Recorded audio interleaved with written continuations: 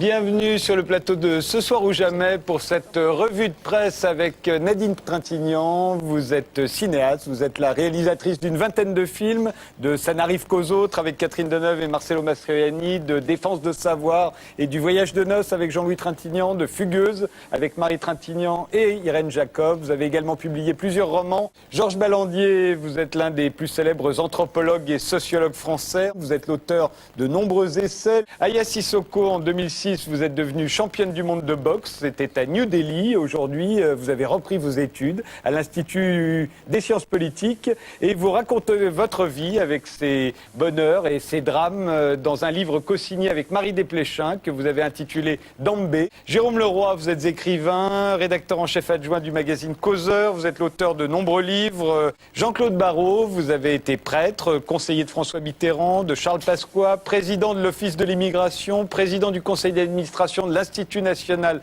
d'études démographiques. Vous êtes l'auteur de nombreux essais. Frigide Barjot, vous êtes humoriste, première dame du groupe d'intervention culturelle Jalon, présidé par votre mari Basile de Kock. Vous êtes la chanteuse du groupe Les Dead Pompidouze. Vous venez d'écrire vos mémoires intitulées Confession d'une catho branchée. Ali Magoudi, vous êtes psychanalyste, vous avez écrit 2 livres sur François Mitterrand, un sur Jacques Chirac, un sur Jean-Marie Le Pen, un sur Nicolas Sarkozy. Votre prochain livre sortira en août sous le titre Sujet français, c'est l'histoire de votre père. Et on va passer à un autre événement qui a attiré une foule considérable, vous en faisiez partie d'ailleurs, je crois, Frigide Barjot. C'est la béatification de Jean-Paul II à Rome, regardez. Des pèlerins à perte de vue. Plus d'1 million de fidèles sont venus du monde entier pour entendre ces mots. Jean-Paul II est bien heureux. Vous pourrez le célébrer tous les 22 octobre. C'est la date de l'inauguration du pontificat de Jean-Paul II. Et par cette formule en latin, le pape Benoît XVI a béatifié son prédécesseur au son des chants d'une foule en liesse.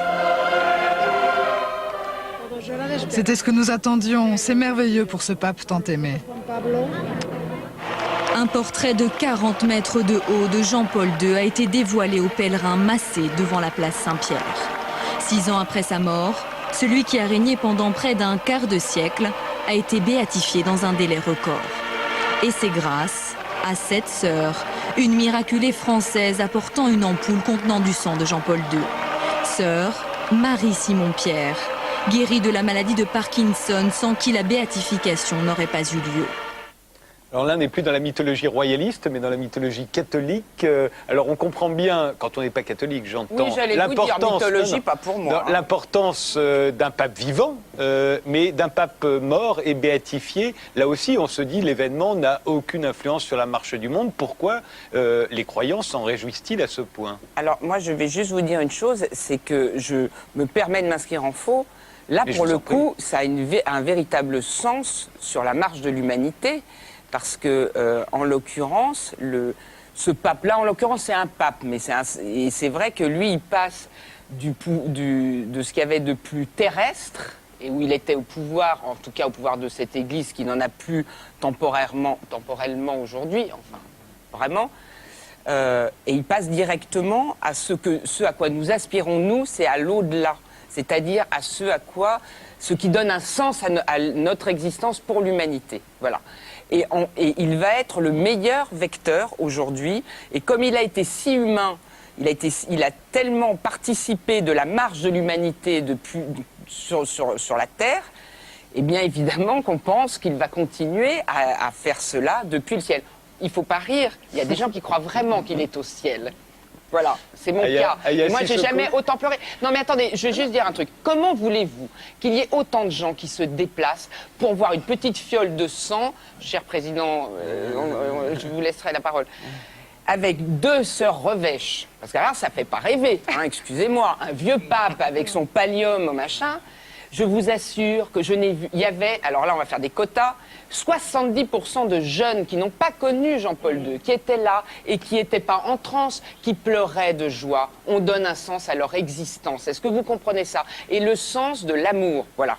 Le vrai sens de l'amour, c'est celui-là. Qu'est-ce qui vous fait rire, Aya Sissoko? Moi, je sais pas. Moi, ce pape, je le juge par rapport à ses actions de son vivant. Oui. Et malheureusement, j'ai du mal à concevoir qu'on puisse idolâtrer un homme. Mais il n'est pas idolâtré. Hein. Bah, excusez-moi, en tout cas un homme qui a eu des propos quand même assez irresponsables sur la contraception. Ah non, c'est pas lui, c'est l'Église qui a des propos. Si tu les, si vous c'est dites... lui, Mais sur la non. contre... Ah si. Mais Paul Bah, VI avait les mêmes, excusez-moi, qui a et gardé Benoît le silence, XVI a les mêmes. qui a gardé le silence concernant des affaires de pédophilie. Oui, ça c'est vrai, mais il avait d'autres chats à fouetter, il fallait faire tomber le communisme. Ah, il y avait d'autres chats à fouetter. Ah bah oui. Oula, Jean-Claude je Barrot, me permets, qui brûle oui. d'intervenir. Bah, moi, j'ai quand même été prêtre 11 ans, donc quoi issu d'une famille athée. Voilà, donc. Et d'ailleurs, Ça, c'est un petit miracle déjà. sais pas. Oui, Jean-Paul II, c'est un grand homme parce que il a joué son rôle dans l'histoire. Je dirais que c'est un grand Polonais. Voilà. C'est un grand Polonais parce que la Pologne avait disparu. Elle avait vaguement reparu pendant l'entre-deux-guerres, mais elle était ensuite occupée par les nazis puis les soviétiques. Elle avait disparu. C'est l'homme qui incarne, alors là vraiment, la Pologne. C'est le De Gaulle de la Pologne. Maintenant, en tant que pape, grande personnalité, sympathique, je ne porterai pas un jugement enthousiaste. Je vous rejoins. En tant que pape, il a trouvé une église encore très vivante, très puissante. Bah non. Attendez. Non. Où il y avait 500 ou 600 ordinations par an, mais qui était, je parle en France, qui était celle, en fait, du Concile de Trente, c'est-à-dire qui, dans les structures datent d'il y a 4 ou 5 siècles. Et pendant ces 25 ans, il aurait pu réformer pour rendre l'évangile accessible. Il ne l'a pas fait. Il s'est enfermé dans un moralisme conservateur avec la sexualité obsédante, alors que Jésus se foutait complètement de la sexualité. Il a dit les putains vous précéderont dans le royaume des cieux. Il s'est enfermé dans une loi morale très restrictive. Le mariage des prêtres, les contraceptifs. Jésus, les contraceptifs, bien, on sait ce qu'il aurait dit. C'est-à-dire que ça n'a pas d'importance. Jésus a dit le sabbat est fait pour l'homme et non l'homme pour le sabbat. Alors, c'est un moindre mal. Pourquoi? Il n'a pas réformé l'Église et il s'est enfermé dans un discours qui n'est pas le discours évangélique. Et alors pourquoi l'a-t-on béatifié en si peu de temps alors? C'est politique. C'est parce que Benoît XVI, qui est un conservateur terrible, qui a été un théologien progressiste mais qui a eu peur de 68, qui est devenu un conservateur terrible, a voulu s'appuyer sur... Lui, il n'est pas populaire, Benoît XVI, bien qu'il ait des mérites. Mais si. Mais il a voulu s'appuyer sur la préservatif, c'est lui, il a voulu s'appuyer sur la personnalité rayonnante de Jean-Paul II, mais je dis Jean-Paul II est un grand Polonais, un grand homme, parce qu'il a ébranlé le soviétisme, mais ça n'a pas été un bon pape. En 25 ans, il n'a pas... L'Église Il est saint. Vous allez être... J'ai dit que l'Église est extrêmement mal en point aujourd'hui. Ce qu'il faut se méfier, parce qu'après tout, il a tout de même été accusé, ce pape béatifié, ce bienheureux de maintenant, il a été accusé d'hérétisme par une partie du catholicisme qui n'est certainement pas... Assise. La paix à Assise, très bien. Oui. Très bien.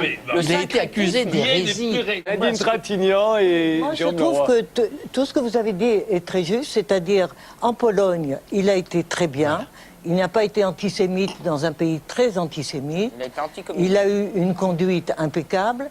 Et c'est vrai qu'au moment où il devient pape, pourquoi est-ce que, au moment du sida, il interdit les préservatifs? Mais il n'a rien interdit, chère Nadine. Ah non, stop. Ils font l'amour, ils se donnent la mort. Mais il n'a rien ça interdit. n'est pas grave. Non. Pourquoi est-ce que les femmes, il a interdit l'ordination des femmes? Parce que le Christ est un homme. Oui. Excusez-moi. Bon, c'est n'importe quoi. Le Christ est un homme et le prêtre est le Christ. Pourquoi est-ce que résoudre les problèmes de quand pédophilie, il a... On est en train de les résoudre. alors, pas d'autorisation spéciale pour les avortements. optimiste, hein. Même les femmes qui ont été bien peut-être violées aveuglées par par votre l'ennemi, foi. même les femmes qui attendent des handicapés, il me semble que c'est aux futures mères de prendre la décision, pas au pape. Il a soutenu Macial Degolado. Macial Degolado était un évêque ou un cardinal, je ne sais pas exactement, Non, au pas du Mexique. tout. Il n'avait pas de fonction. Au Mexique, il a reconnu un prêtre. plus tard, bien plus tard, qu'effectivement, il avait eu des rapports sexuels, qu'il avait abusé de tas d'enfants. Il a d'ailleurs abusé même de 2 fils qu'il a eus. Et toujours, Jean-Paul II l'a soutenu. Et Jean-Paul II, au moment où il aurait pu faire juger la pédophilie qui était installée par cet homme, la Légion du Christ. Martial Maciel. Maciel, c'est ça. Martial Maciel. Il avait instauré la Légion du Christ qui est en Irlande, aux États-Unis, en Espagne, en Italie, dans plein de pays. Et c'est là qu'il y a eu la pédophilie la plus violente. C'est là qu'il y a eu le plus d'enfants massacrés par les prêtres qui les ont violés. Et Jean-Paul II, au moment où il aurait pu faire une enquête et faire juger, a refusé de le faire. Ça, c'est très grave. Et après, on dit c'est un saint et on le béatifie. Moi, je serais toujours catholique, je serais profondément choquée, encore plus que je ne le suis à présent. Vraiment, ce soir, j'ai l'impression d'être à contre-courant, parce que après avoir défendu la monarchie. Alors, moi, je suis héritier d'une double tradition, c'est-à-dire qu'à la maison, il y avait l'UMA et témoignage chrétien. Donc c'est quelque chose qui arrivait assez fréquemment, en France. Donc j'ai un attachement à l'Église catholique sans ne plus avoir la foi, et alors que j'ai gardé l'autre plutôt de foi justement. Mais ce que je voudrais pas qu'on dise tout à fait n'importe quoi non plus sur Benoît XVI. C'est-à-dire que par exemple, Jean-Paul II ou Benoît XVI? Non, mais je voulais parler de Benoît parce que en l'occurrence parce que Benoît XVI, je vous ai entendu. Benoît XVI, c'est aussi l'auteur, c'est peut-être pas lui tout seul, mais d'une encyclique en 2009. Qui s'appelle Caritas in Veritate, qui est un des textes anticapitalistes les plus virulents que j'ai lu ces dernières années. C'est un texte qui dit une phrase toute bête, qui est que c'est pas l'homme qui est au service de l'économie, mais l'économie qui est au service de l'homme, qui encourage les pays du tiers-monde à s'organiser, dans les travailleurs de pays du tiers-monde à s'organiser en tant que syndicats face à un capitalisme sauvage et prédateur. Enfin, c'est assez étonnant, si vous voulez. Et je le dis comme quelqu'un qui parle de très à gauche, justement. C'est-à-dire que je pense que c'est profond. Jean-Paul non, mais je suis en train de dire que ce n'est pas, enfin, la doctrine sociale de l'Église, ça date pas de Benoît XVI, ça date pas de Jean-Paul II, et c'est quelque chose qui, pour moi, je veux dire, Marx et l'Évangile sont complémentaires dans une démarche d'émancipation. Et c'est pour ça que j'ai pas envie de réduire l'Église à des petites querelles sur la morale. Je parle d'autant plus volontiers de Jean-Paul II qu'il parle ma langue maternelle. Donc moi, ma langue maternelle, c'est le polonais, donc je suis en phase avec ce pape depuis qu'il a été élu. Et ce que je trouve assez merveilleux, c'est la manière dont cet homme a porté le trait universel de l'Église catholique, parce que l'Église catholique, ça veut dire universel, pendant tout son pontificat. Et pendant son pontificat, il n'a pas arrêté, lui, de béatifier des gens. Lui, il n'a pas arrêté de canoniser. Il n'a pas arrêté de dire que il était l'intercesseur entre les foules et le discours de l'autre. Celui qui parle. Et celui qui parle, il parle avec les miracles. C'est pas du côté de la raison. Il parle du côté du miracle et sa parole, elle est faite pour que les hommes s'aiment. Bravo. Un dernier mot sur ce sujet. Je terminerai sur les valeurs de la démocratie viennent du christianisme, si je puis me permettre, et c'est pas Jean-Paul II qui les a empêchés. Aimer son prochain et être et liberté, la vérité rend libre, liberté, égalité, nous sommes tous égaux aux yeux de Dieu, qu'on y croit ou qu'on n'y croit pas. Fraternité et même aimez-vous les uns les autres. Et je comprends pas la béatification. Et je serais croyante aujourd'hui, je serais encore plus choquée. Chère Nadine, je pense que c'est ça, il vous manque peut-être la foi. Et c'est ça que je me permets... Pas la spiritualité. Non, la foi en Dieu, oui, non, voilà, c'est vrai, je n'ai pas. C'est tout. Et la dernière chose, moi je terminerai quand même sur le béatifié, le bienheureux. Il est éternellement heureux. Et au ciel, effectivement, il faut avoir la foi pour ça. Il a fait entrer l'humanité dans le 3e millénaire. Dieu est revenu. Moi, je dis merci à Jean-Paul II et surtout à son serviteur. Ils ont travaillé 25 ans ensemble, Benoît XVI, qui réconcilie les deux.